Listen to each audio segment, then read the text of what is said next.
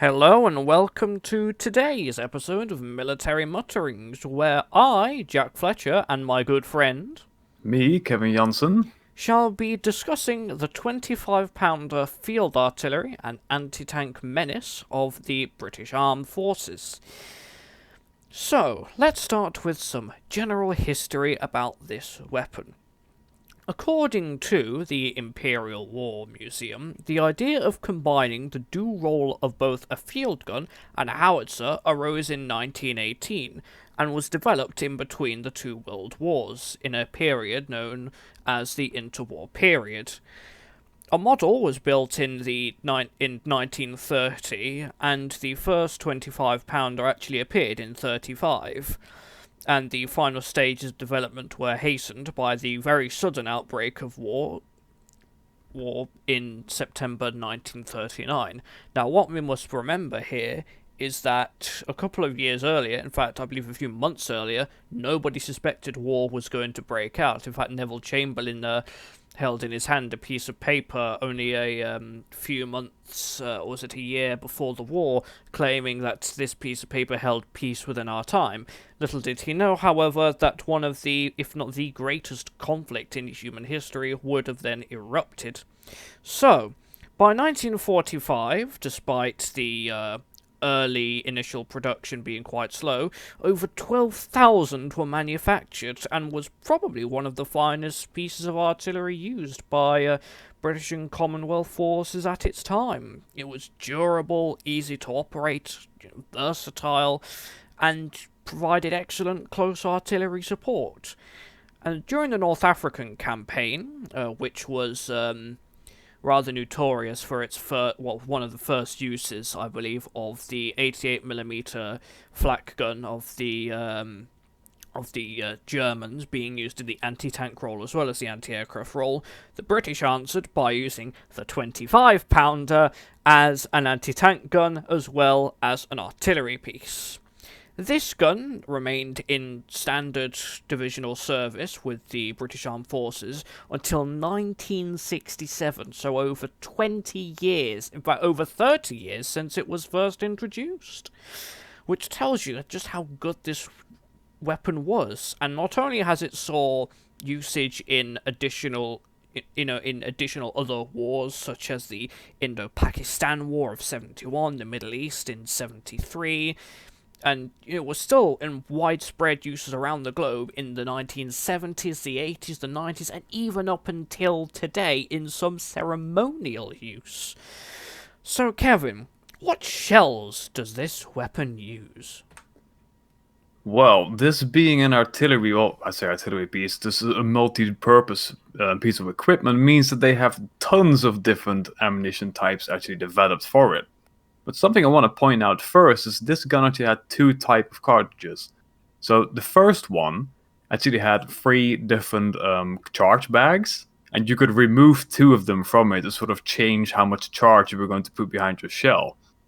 But there was also a second cartridge made, which was sort of referred to as the Super, which would allow for much higher velocities. This was mainly going to be used for armor-piercing shells, but I guess we'll get to that in just a little bit. But then the problem with higher velocities made that the gun mount was going to be unstable, and they had to put a muzzle brake and all that stuff on it, but we'll get to that in just a bit. Let's talk about just the shells. Of course, it being just an artillery piece, you of course have your HE round. This one had about 450 to 900 grams of TNT in it. It just depends on the different type of shell, really. I must say, that is quite nice, actually, for a shell this caliber, 900 grams of TNT. Now, also, they had smoke. This could be white smoke, colored smoke, whatever you want. I believe the British used a lot of smoke rounds in Africa, didn't they? On a bunch of their vehicles against the Germans. Yes, that is something I believe, yes. And when you're fighting in Africa, like, there's no cover at all, so you're gonna have to rely on smoke shells. Yes, There or were dust. also... yeah, just dust. Now, then, of course, you also had star shells for the night battles. You had chemical shells against infantry. They even developed incendiary and colored flare shells, but these were actually not taken into service, but they were experimenting around with a lot of shells, to be honest. When it came to anti-tank roll, they had a 20-pound solid AP shot. This was used in the beginning of the war, but later they switched over to a ballistic capped APBC shell for the anti-tank role. Like I mentioned in the beginning, you would require the super cartridges for this to have the higher velocity to be the most capable against tanks. Now, also Canada made quite an interesting move. They were developing a shaped charge anti-tank round for it. I take it this was just going to be a heat round, I suppose.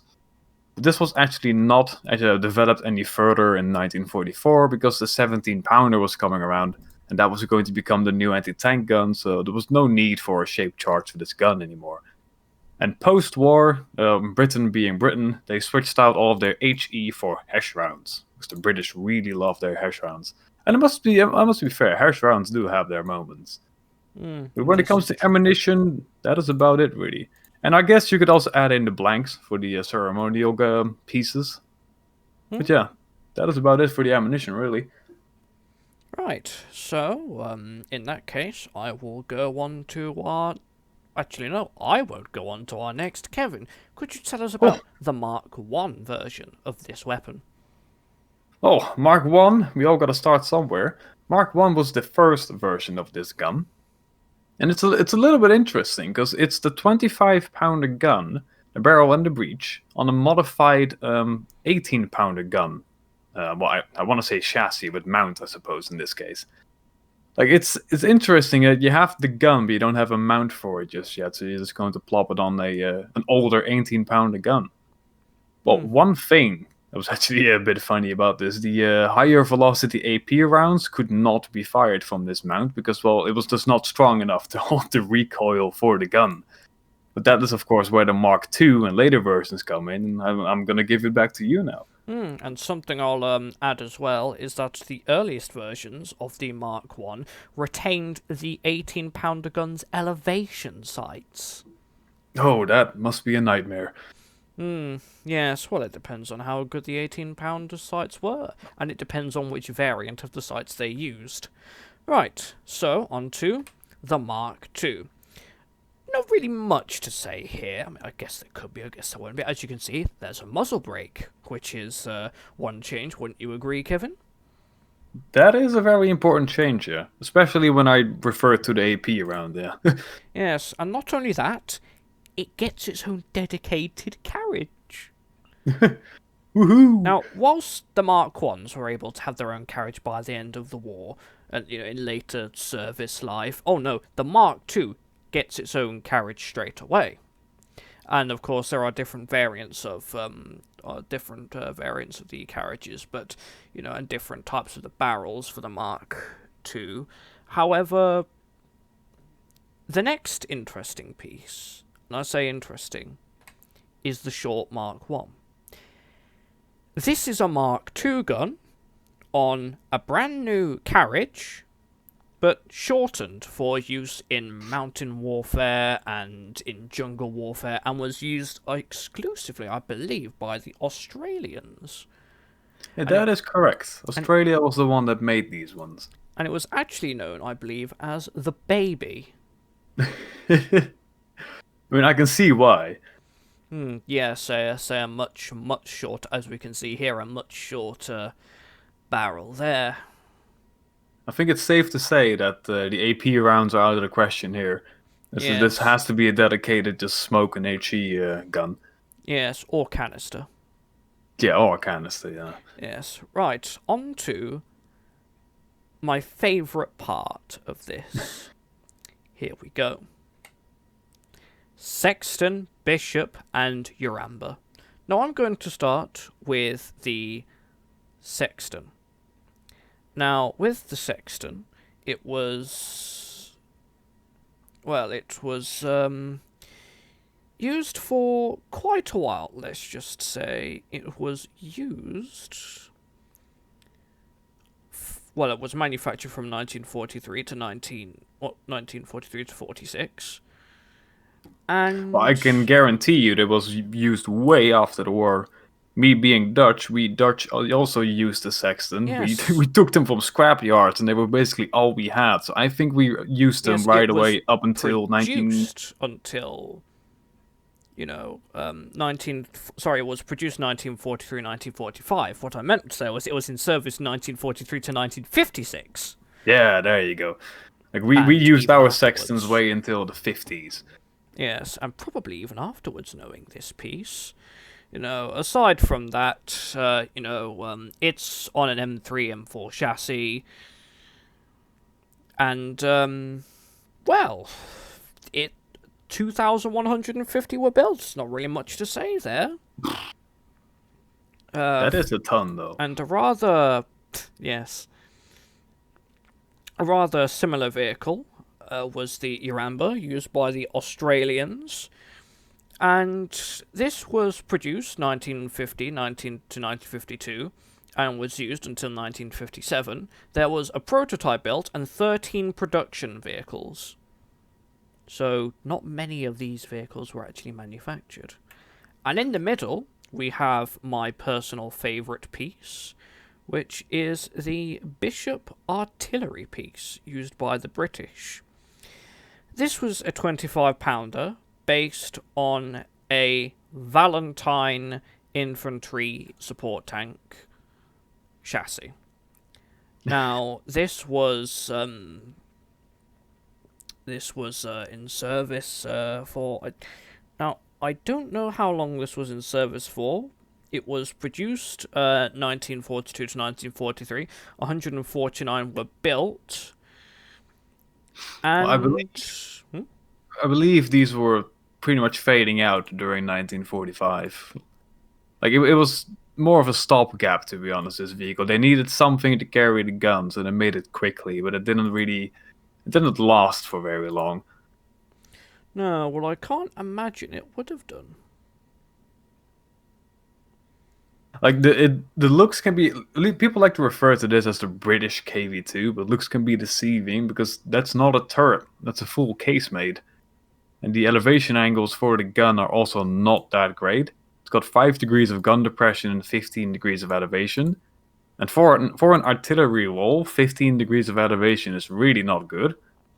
And it only has a traverse of 8 degrees, so Yes, and very limited. something else that was interesting is that Turkey in 1943 received 48 of these guns. Huh. Right, so moving on, and I will let Kevin have this here, because I'm sure he's excited for this. Well, I might not be Australian, but I do really like the Sentinel and the Thunderbolt tanks. But yeah, so Australia got their hands on they were developing their own tanks, of course. And they had the AC1 Sentinel tank first, but this only had a 2-pounder gun, so they needed to have something better, something bigger. And that is where the Thunderbolt tank, the AC3, came along. Now, only a single one of these was built, and that is the photo on the left. But this was basically a successor to the AC1 Sentinel. It was upgunned with the 25-pounder, of course. It had better armor layouts.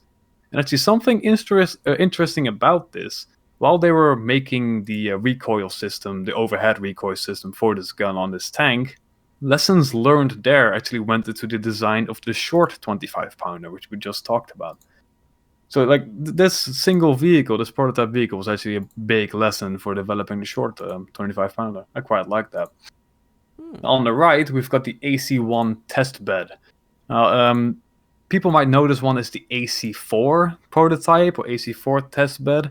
Basically, the idea was the AC4 tank was going to be given the 17-pounder gun, but they didn't have the 17-pounder yet, and they had to check out or test to see if the gun, if the chassis could handle the recoil of the 17-pounder. So, like any logical, insane person does, you just slap two 25-pounders in the turret, and when fired simultaneously, they would simulate more of the recoil than what the 17-pounder would give. Was it a Mark III chassis that they put Yeah, in? I was about to say that. So it is an AC1 test bed, so it's an AC1 Sentinel chassis. It is not an AC3 or an AC4, even though people refer to it that way. But yeah, that is about it really for the Sentinels. Like after the 25-pounders, you of course get the 17-pounder versions, which was sort of, well, I suppose the best of all the Thunderbolt tanks. But yeah, I quite like the Sentinel and the Thunderbolt tanks, I must say, from Australia. Do you have any additional words to add? Well, I must say it sure is one interesting gun. And I have found one other thing. One of the users, Luxembourg, actually post-war changed the caliber of the gun to 105 millimeters, Don't they use it which for is ceremonial purposes? yeah, they do. Well, there are still the ones that are still left are being used that way, but there were used as actual artillery pieces too with the new caliber, which I Fair think is enough. quite nice. But Yes. yeah, there's not much else to say really. It's just such a mass-produced artillery piece. Pretty much everybody used it. Well, fair enough. Anyway, thank you for joining us once again for this week's episode of Military Mutterings, and join us next week where we shall be discovering something more naval inclined. Until then.